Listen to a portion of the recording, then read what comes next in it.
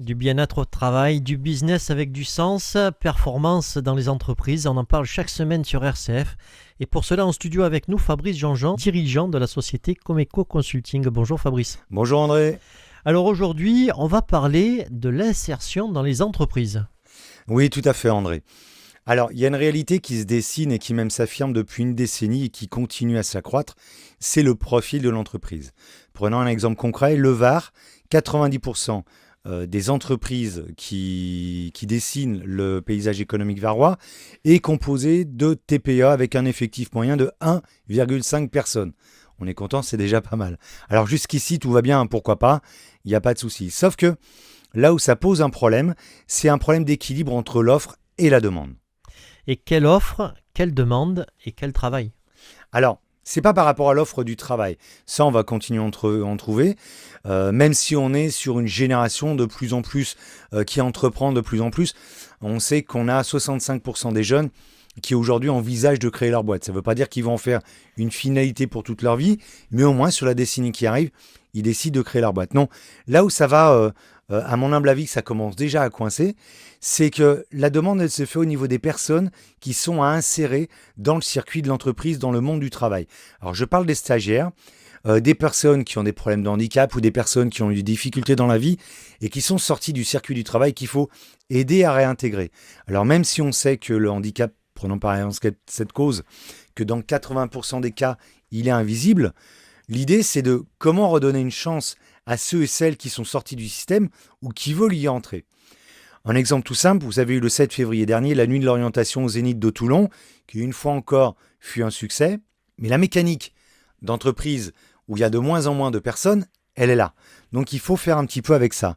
Et si je pose la question aujourd'hui, c'est que la topologie que l'on rencontre dans l'économie varoise, tant avec des économistes avec qui je discute et des spécialistes du monde du travail, c'est ce qui se dessine sur les 10 années à venir. C'est que dans 10 ans, on estime que 90% des entreprises à l'échelle nationale seront sur cette configuration-là. Et d'ici là, on aura des jeunes qui seront de plus en plus à leur compte. Ça donne un peu une idée du tableau, parce que la question est simple, c'est les 10% restants ne peuvent pas accueillir tout le monde. En effet, parce que en fait, les places vont être très chères. Oui, les places vont devenir très chères. Et alors, ce qui est dommage, c'est que on a une transmission du savoir-faire, l'accompagnement, la culture du métier, la culture aussi de l'entreprise. C'est un pont fondamental et un point fondamental dans le tissu économique et la performance économique d'une entreprise et même d'une région et d'un pays. Donc, c'est compliqué pour une TPE de 1,5 personnes d'accueillir une personne ou deux en stage ou en insertion.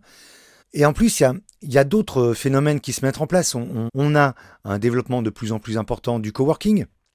On a la charge de travail qui est très variable. Soit on en a trop, soit on n'a pas assez. Donc là encore, c'est compliqué à déléguer du travail parce que je donne un travail, il faut que je l'explique. Qu'est-ce qui nous arrive la semaine prochaine? Il y a de plus en plus de travail à domicile. Et là encore, selon moi, ce qu'il faut faire, c'est porter une réflexion qui, bien évidemment, doit aboutir sur des actions pour ne pas briser cette chaîne de la transmission. Ce que je propose, c'est de s'inspirer du programme des Entrep. Les Entrep, c'est un programme national qui permet aux étudiants de développer une idée en start-up. C'est un programme qui dure sur 5 mois et où ils sont accompagnés de parrains et de coachs qui vont les aider à comprendre quel est le monde de l'entreprise, qu'est-ce que ça implique, comment ça fonctionne, les rôles de chacun, sa place, les compétences à mettre en place, comprendre un marché, savoir évoluer. Alors, si on se rend compte que le statut de micro-entrepreneur qui s'impose dans les années à venir, tout le monde n'a pas vocation non plus à être indépendant. Et alors, Fabrice, on fait quoi? Alors, impossible de demander à un pro de s'engager sur plusieurs semaines, voire plusieurs mois. Donc, l'idée, c'est de jouer toutes les cartes des possibles. Pourquoi ne pas créer un groupement de professionnels qui donnerait du temps à tour de rôle en accompagnement en fonction de leur charge de travail? Partage de compétences, le partage de compétences existe déjà, mais sur des postes fixes. Par exemple, vous prenez aujourd'hui les jeunes, beaucoup sont attirés par les boîtes de communication et être dans l'infographisme. Et là, par contre, déjà, au départ, les places sont très chères. Donc, combien reste sur le carreau, justement, faute de place?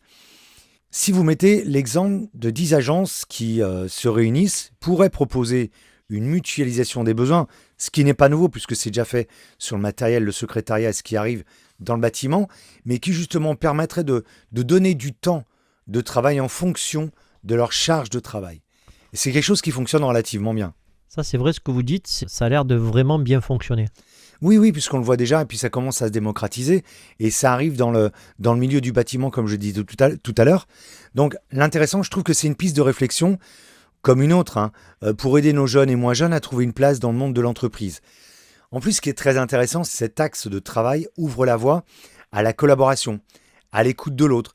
Il faut être beaucoup plus attentif, ne pas être dans le jugement, apprendre à se faire confiance.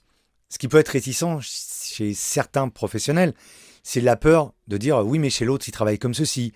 Moi, je préfère comme ça. Il m'a appris ça. Selon lui, c'est pas comme ça qu'il fallait faire. Donc c'est là où il faut avoir un non-jugement, véritablement libérer la parole, accepter le droit à l'erreur, ce qui est aussi une grosse remise en question. Donc là, on rentre pleinement dans la notion du respect des pratiques RSE, pleine et entière.